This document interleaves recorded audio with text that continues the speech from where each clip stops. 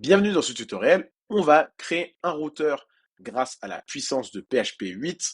En PHP 8.3, il y a des tas de nouveautés. Depuis PHP 8.0, il y a eu des tas de choses qui vont permettre de développer tellement facilement. Et c'est ce qu'on va voir aujourd'hui en construisant ce qu'est un routeur. Pour cela, on va utiliser une fonctionnalité de PHP 8 que très peu de gens utilisent à son avantage. Cette fonctionnalité, elle s'appelle Match. Mais avant de commencer, cette vidéo est possible grâce à mon partenaire PlanToaster. PlanToaster, c'est un hébergement que j'utilise moi-même déjà depuis plusieurs années pour différents projets. J'ai plusieurs serveurs chez eux, ainsi que des noms de domaine. Ils existent depuis 2007 et depuis ils n'ont jamais cessé de faire des évolutions, plusieurs certifications et accréditations et en ajoutant toujours plus de fonctionnalités. Ils ont des serveurs en France, en Suisse et au Canada. C'est une des raisons pour laquelle je les ai choisis parce que quand je fais des projets qui sont plutôt américains, ça me permet d'avoir des serveurs qui sont très proches des États-Unis et du continent américain, alors que quand je fais des projets français, ça me permet d'avoir des serveurs qui sont plus proches de la France, de la Belgique ou encore des pays francophones en Afrique. J'ai deux serveurs chez eux, un serveur à 6 euros par mois qui est un serveur mutualisé très performant qui permet d'héberger une multitude de sites web en connectant ton domaine. Il n'y a aucune limite au nombre de sites qu'on peut créer et au nombre de noms de domaine qu'on peut connecter. L'hébergement est assez puissant pour tenir plusieurs visiteurs avec une bande passante illimitée. Ce qui est bien, c'est que quand on crée des sites, on peut les faire de manière isolée afin d'éviter tout problème de sécurité. C'est principalement pour faire du PHP, mais on peut aussi faire des applications Python, Node.js ou Ruby, tant que ces applications sont simples et ont des dépendances très simples. Mais ce que j'adore surtout chez eux, c'est qu'ils ont un support 24 heures sur 24 et 7 jours sur 7 par ticket, mais même par numéro de téléphone. Comme on peut le voir ici sur la page support, si on va en bas, on a plusieurs numéros de téléphone qu'on peut appeler en Europe, en France, en Belgique, en Suisse, au UK, en Australie et aux États-Unis et même en Espagne. Chez eux, j'ai aussi un serveur dédié cloud pour un de mes gros projets. Et ce que j'adore avec ce système de serveur dédié cloud qu'ils ont, c'est qu'on peut choisir le serveur, on peut choisir si on veut payer de manière trimestrielle ou même jusqu'à 3 ans pour économiser de l'argent. Mais surtout, ce qu'on peut faire, c'est personnaliser le plan en choisissant le nombre de CPU dont on a besoin, le nombre de mémoire vive dont on a besoin et l'espace disque. Sachant que pour n'importe quelle offre, que ce soit l'offre mutualisée ou l'offre dédiée, ils offrent un espace de stockage d'objets massifs qui est très performant pour stocker des fichiers statiques. Ici, on voit qu'on a 200 Go inclus et totalement offert. Ça permet aussi de découpler la charge serveur entre son application et la lecture des fichiers. Ils mettent en place plein de process de sécurité comme une protection anti-DDoS, un pare-feu et des filtrages. Ils offrent les certificats SSL. Ils offrent en plus de ça des sauvegardes régulières. Vraiment, il y a tout ce qu'il faut pour ne pas avoir à gérer l'infrastructure soi-même et c'est en partie pour ça que je suis chez eux. Moi, j'en suis très satisfait, mais je suis pas le seul. Ils ont plus de 1300 avis sur Google avec une note de 4,9 sur 5, comme tu peux le voir ici sur Google Maps.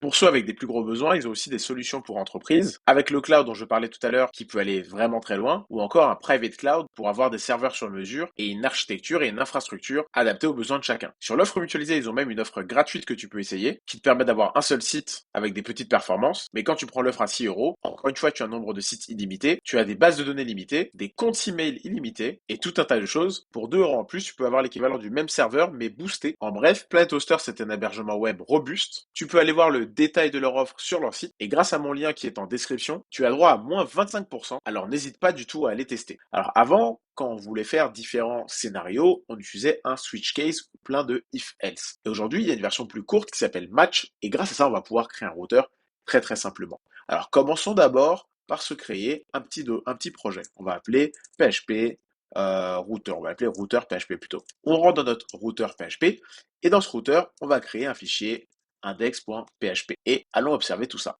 Le but, c'est de récupérer les infos de l'URL et de rediriger vers différents contrôleurs, par exemple différents modules qui vont être exécutés en fonction de cette route. Pour ça, on va déjà récupérer le chemin sur lequel on est. Et la méthode la plus simple pour récupérer le chemin sur lequel on est, c'est de prendre la variable serveur et de prendre ce qui s'appelle la request URL. Lançons le serveur pour voir ce qui se passe. Pour ça, on va taper php -s, localhost, et on met le port qu'on veut. Et du coup, on voit bien qu'il me dit que je suis sur le slash, parce que je suis sur la page d'accueil.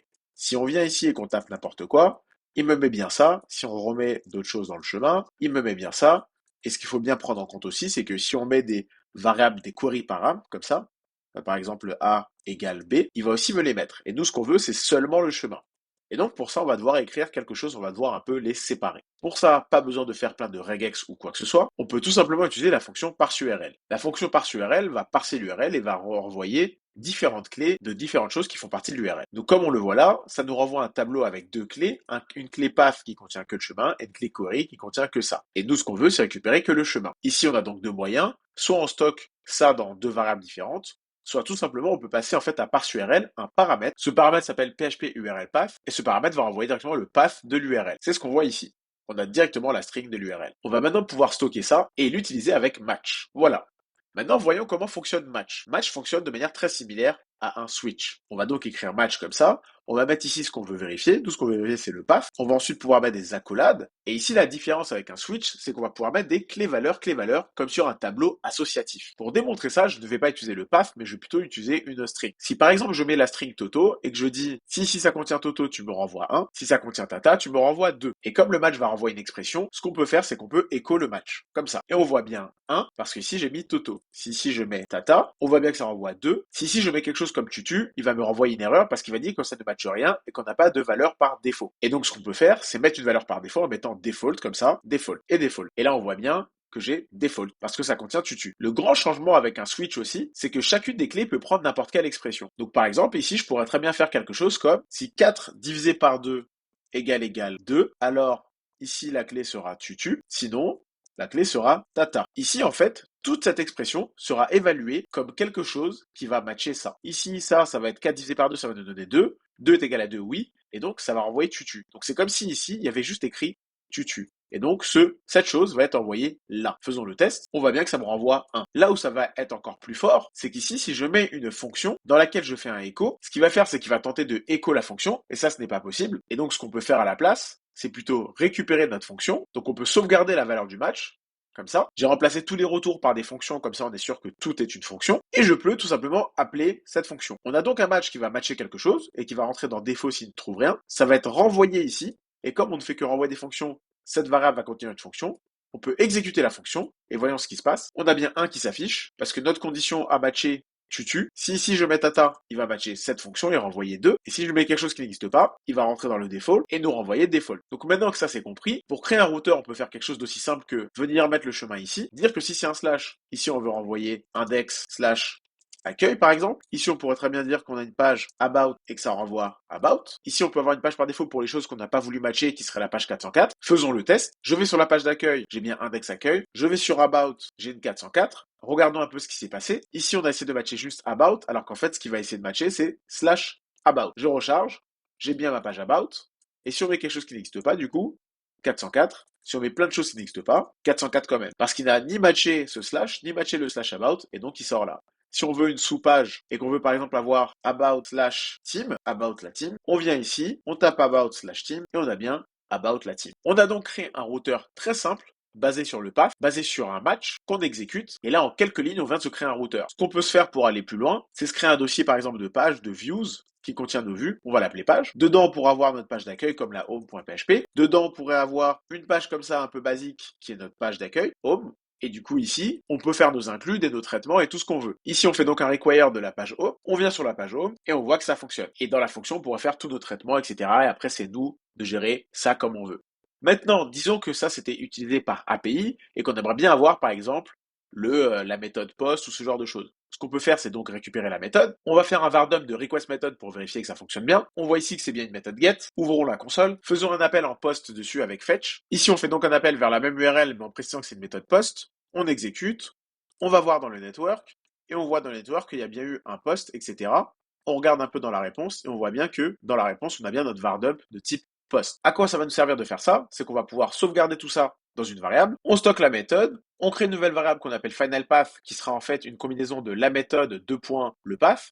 Donc si par exemple on est sur la page d'accueil en get, ce sera get majuscule path. Et si on est sur la méthode post, ce sera post le path. Donc ici, forcément, plus rien ne va fonctionner. Allons faire le test. On remplace le final path ici pour avoir le nouveau match. On voit bien ici qu'on a notre get slash, mais on est sur la page 404. C'est normal. Maintenant, on va toujours avoir une méthode quelque chose, mais ici, ce qu'on match, ce n'est pas ça. Donc pour matcher, maintenant, ici, nos routes, on va les écrire comme ça. Toujours la méthode qu'on veut, l'URL qu'on veut. Get, about, get, about team. Et par exemple, si on voulait avoir un post, et dedans, juste retourner quelque chose en JSON, par exemple. Je mets mon petit header pour dire que ce sera du JSON, et je renvoie en JSON en code un tableau. On sauvegarde et on voit ce que ça donne. Notre page d'accueil fonctionne bien, on a bien la home. Maintenant, on va tenter de faire un post sur le form.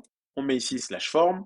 On envoie, on regarde le network, on va sur le form et on voit bien qu'il a bien envoyé res OK. Si on fait la même chose mais en get, comme on n'a aucune route sur le /form avec du get, il va nous renvoyer une 404. On va sur le network, on va sur ce form et on voit bien get form 404. On vient donc de se créer un routeur qui peut montrer des vues et qui peut aussi servir d'API, et ce de manière très simple grâce à la fonctionnalité match de PHP. Plus besoin de télécharger un framework compliqué si tout ce qu'on veut c'est un petit routeur facile. Bien évidemment, il y a des limitations. La limitation la plus flagrante, c'est qu'on ne peut pas avoir de variables dans l'URL. Si par exemple je voulais récupérer un user spécifique et que je voulais faire un slash user slash un identifiant qu'on ne connaît pas, avec cette technique pour l'instant ce n'est pas possible parce que les URL sont écrites en dur. Ce qu'il faudrait faire, c'est donc savoir comment transformer cet ID en quelque chose de dynamique et ensuite dans la fonction pouvoir faire ce qu'on veut avec. Commençons par une version simple. Je vais juste renvoyer users ici et on va taper dans l'URL slash user slash quelque chose. Je mets un slash users slash toto. On voit que ça fonctionne pas parce que lui s'attend à vraiment voir ça. Il vérifie la string direct. Pour tester, on va donc copier ça et le mettre dans l'URL. On voit qu'il nous dit que c'est une 404. Tout simplement parce qu'en fait, lui, il transforme les caractères spéciaux dans l'URL. Donc faisons le test en prenant ça et en le mettant dans notre routeur. On recharge la page et on voit bien qu'on est sur users. Donc ça fonctionne. Mais notre but, ce n'est pas ça. Notre but, c'est de matcher n'importe quoi après le slash user. Alors, si vous vous rappelez bien, au tout début du tutoriel, j'ai montré qu'ici, on pouvait écrire plusieurs expressions. Donc, dans notre cas, l'expression qu'on aimerait bien écrire, c'est une regex qui va vérifier que ça matche plus ou moins ce qu'on veut. Alors, ce qu'on peut faire, c'est faire un preg match. Donc là, par exemple, on fait un preg match où on met notre URL, on dit que ça doit matcher get_users slash quelque chose, d'accord? Ici, on peut mettre le pattern qu'on veut, c'est une regex, mais en fait, ce qu'il faut, c'est mettre notre URL dans cette regex. On compare cette URL qu'on veut à l'URL finale, on récupère les matchs. Si tout s'est bien passé, en fait, on retourne, parce que comme j'ai dit ici, ça c'est une expression qui peut être exécutée. Et c'est le retour de cette exécution qui va être comparé au final match. Donc nous, ce qu'on fait, c'est que si tout s'est bien passé et que ça a bien matché cette URL, en fait, on lui redonne le même path qu'il a dans l'URL pour lui dire cette URL, on l'accepte. Dans le cas contraire, ici, on peut mettre ce qu'on veut. Ce qui compte, c'est de mettre quelque chose qui ne matche pas le final path. Donc ça, après, c'est vous qui voyez, vous mettez des tirets, des 3 petits points, vous mettez une URL 404, peu importe, ce qui est sûr, c'est de mettre quelque chose ici qui a priori ne sera jamais matché. Ensuite ici, comme on a récupéré les matchs, je la passe à notre fonction grâce au use, et dedans on va pouvoir faire un petit écho de users et voir ce qu'il y a dans les matchs. Regardons ça. Je recharge la page, sur users 4, on a bien récupéré tac, users, un arrêt avec l'URL et l'identifiant. Si je viens ici et que je mets quelque chose à la fin, ça fonctionne quand même. Si je mets quelque chose qui est un slash, là ça ne fonctionne plus. C'est une erreur 404. Parce que dans ma regex, je lui ai dit slash user slash n'importe quoi sauf un slash. Si on met quelque chose qui ne contient pas user du tout, 404 toujours. Ensuite, pour rendre ça un peu plus beau, on pourrait mettre ça dans une fonction. On fait donc une fonction qu'on appelle dynamic path, qui va prendre le chemin de la regex, le chemin final, et les matches qu'on prend par référence. On renvoie juste la fonction qu'on avait tout à l'heure, avec notre path qu'on met dans la regex, sans les éléments redondants. Du coup, ici, on peut utiliser dynamic path, on lui passe la regex, on lui passe le final path, ainsi que les matchs par référence qu'on passe à notre fonction. On peut aller même encore plus loin, en disant qu'ici, au lieu d'écrire tout ça, on aimerait bien juste écrire id par exemple, et que cette id soit remplacée par le pattern. Et donc, c'est ce qu'on fait ici. On cherche le pattern qui consiste à dire qu'il y a des accolades et des lettres au milieu. Cette lettre peut être une ou plusieurs fois, comme I et D. On remplace ça par le pattern qu'on veut classique. Ça fait comme d'habitude le preg match et ça renvoie ce qu'il faut. Du coup, ici, on peut juste écrire get slash accolade. On passe le final path et les matchs et tout se passe bien. Vérifions, ça fonctionne bien. Si on voulait quelque chose d'autre dans le chemin comme slash gestion, là, ça nous donne une 404. Il suffirait d'ici venir dire slash gestion. Tout d'un coup, ça fonctionne. Si on voulait peut-être un autre ID ici, on pourrait mettre un 5, ça va nous donner 404. Et nous, ici, on pourrait dire que ce qu'on veut récupérer, c'est un ID gestion par exemple, peu importe. On recharge, on voit que ça fonctionne pas. Ça ne marchait pas parce qu'ici on a mis une lettre majuscule. Donc on rajoute dans notre pattern tout simplement un i. Et là ça fonctionne comme attendu. On a en 0 le chemin. En 1 on a le premier paramètre qui est le 4. Et en 2 on a le paramètre qui est le 5. Pour aller plus loin, on pourrait renommer ces matchs avec des clés qui correspondent à id et id gestion si on avait envie. Ainsi s'achève ce tutoriel. On voit qu'il y a des limitations mais qu'on peut quand même arriver à faire quelque chose qui fonctionne pour une majorité de cas. Voici donc comment utiliser match pour créer un routeur personnalisé.